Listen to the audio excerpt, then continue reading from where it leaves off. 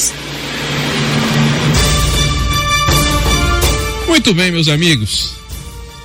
Como vocês perceberam durante essa semana, quando eu faço esse comentário de abertura, esse bate-papo aqui com você, e até eu quero deixar aqui o meu agradecimento, meu muito obrigado para as inúmeras manifestações de apoio nesses dias. Como vocês percebem, quando eu começo esse comentário na abertura do programa, eu gosto muito de me dirigir para você que é pai e mãe. Porque mesmo eu não sendo pai, eu fico preocupado com o futuro, com as próximas gerações, com as gerações dos nossos filhos. E eu sei que você que é pai, você que é mãe, também é preocupado com o mundo que os nossos filhos, que a próxima geração vai encontrar. E nesse momento eu gostaria de falar de um assunto muito importante e que poucas pessoas têm tocado no assunto, aqui em Vitória da Conquista mesmo. Eu ainda não vi ninguém falando sobre, mas já é um assunto um pouco batido fora daqui. Fora do Brasil já é de conhecimento até geral. Aqui no país, as várias vozes que coadunam, que concordam com aquilo que a gente fala, já tem se despertado, já tem falado um pouco sobre isso. Eu não sei se você que está aí do outro lado conhece, mas neste momento estamos vivendo um período conhecido como cultura woke. O que é a cultura woke? Segundo nossa querida Wikipédia, a cultura woke, como um termo político de origem afro-americana, refere-se a uma percepção e consciência das questões relativas à justiça social e racial. Termo bonito, explicação bonita. Uma percepção e consciência das questões relativas à justiça social e racial. E percebam que esse significado bonito já desperta a atenção. Você que está do outro lado, com certeza já deve estar pensando, poxa, deve ser uma coisa bacana. A própria Bíblia fala, bem-aventurado aquele que tem fome e sede de justiça. E aqui está falando sobre justiça social e racial. O termo, segue aqui a definição, o termo deriva da expressão do inglês stay woke, que em português quer dizer continue acordado, cujo aspecto se refere a uma consciência contínua dessas questões.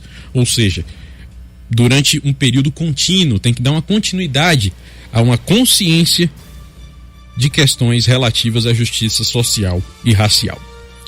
No final da década passada, o termo woke foi adotado como uma gíria mais genérica, amplamente associada a políticas identitárias, causas socialmente liberais, como o feminismo, o ativismo LGBTQIAPN+, e questões culturais. O termo cultura woke vem sendo utilizado há muito tempo e tem sido alvo de memes e uso irônico em críticas. E essa é a definição que é trazida. Eu vou deixar de um jeito um pouco mais simples para você entender. A cultura woke nada mais é do que aquela cultura da lacração. Eu tenho certeza que você já ouviu falar disso. Que você já viu alguém, abre aspas, lacrando, fecha aspas, na internet. Alguém que vai lá, faz um comentário todo cheio de virtude a respeito de determinado assunto e aí quer cancelar os outros. Teve muita gente aí que foi cancelada na internet. Quando você vê esse fenômeno acontecendo, é a chamada cultura woke. E por que eu estou falando disso? Porque a cultura woke, ela é um fenômeno internacional e que está sendo trazido para o Brasil pouco a pouco. Ela começa a demonstrar sinais de que vai ser um dos nortes deste governo. A cultura woke, já desde 2021, 2022, começa a demonstrar sinais de aprofundamento aqui no Brasil. E neste governo tem tudo para se mostrar como uma forte aliada. E aí eu gostaria muito da atenção dos senhores, porque essa cultura da lacração, ela tem sido muito, mas muito cruel com muitas coisas, com muitas pessoas, e tem sido um choque enorme na cultura do povo brasileiro. Vocês percebam que hoje na televisão, quando a gente liga a TV para querer assistir alguma coisa de entretenimento, tem muita lacração. Muita lacração que às vezes chega a dar nojo.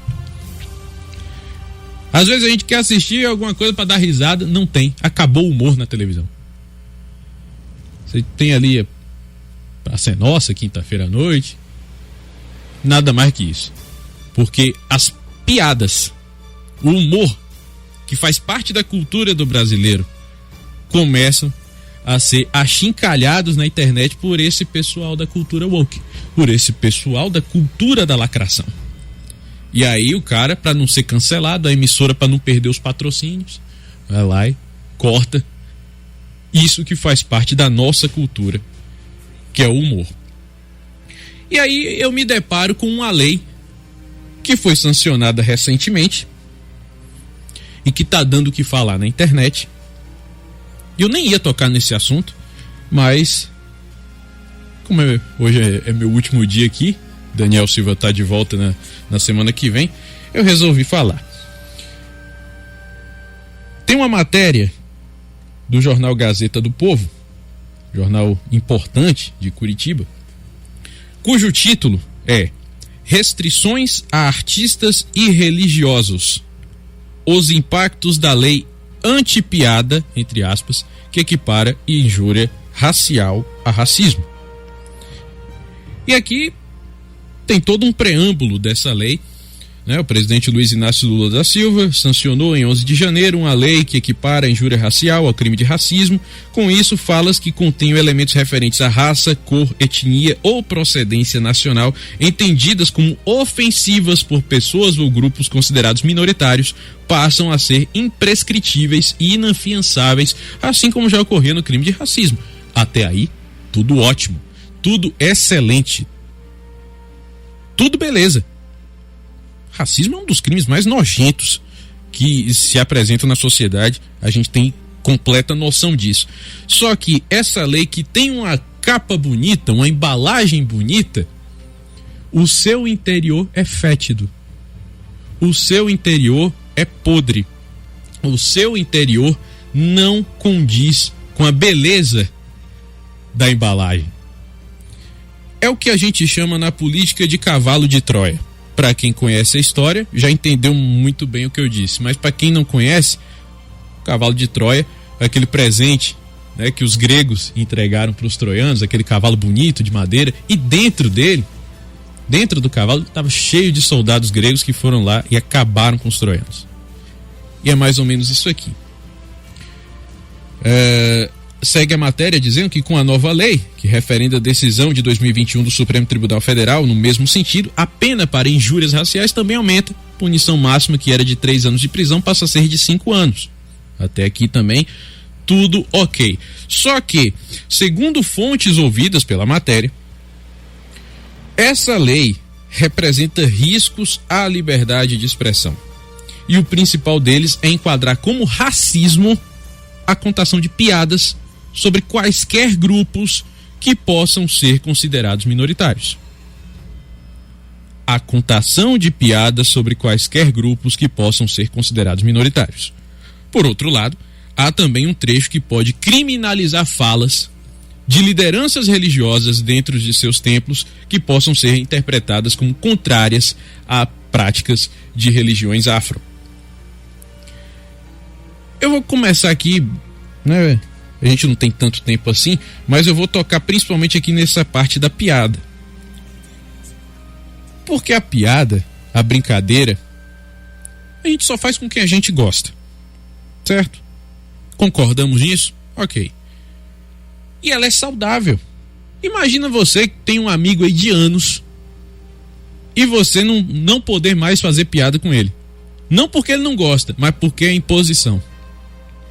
Porque se uma outra pessoa que estiver passando ouvir sua piada com seu amigo e ela se sentir ofendida com aquilo, porque ela pertence a um grupo minoritário, a justiça vai lá e te bota no chilindró, te bota no xadrez. Porque vai estar equiparado ao crime de racismo.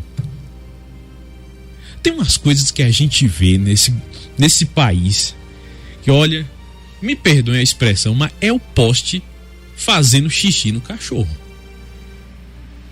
Esse país, às vezes, é o país do contrário. E aqui segue a matéria.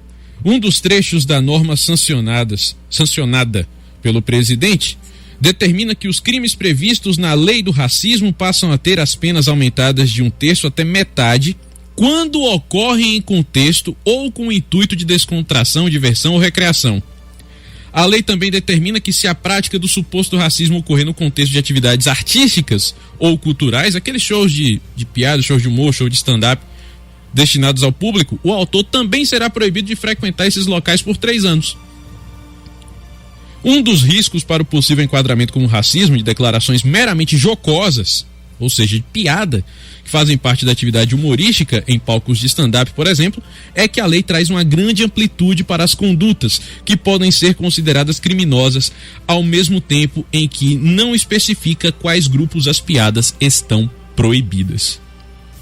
Então vocês percebam como essa cultura woke, essa cultura da lacração, ela é danosa para a nossa cultura em sociedade. Ela tem um aspecto muito bonito de querer lutar por justiça social. Só que quando ela parte para esse lado da lacração, impedindo você de fazer comentários que não são nem ofensivos, mas que para a visão da cultura woke aí, meu amigo, sinto muito, mas você está em maus lençóis. Sendo que muita gente que apoia essa cultura woke às vezes contradiz o que apoia. Gente que fala contra o feminismo, gente que defende o feminismo e é machista. Gente que fala que defende a comunidade LGBT e é homofóbica.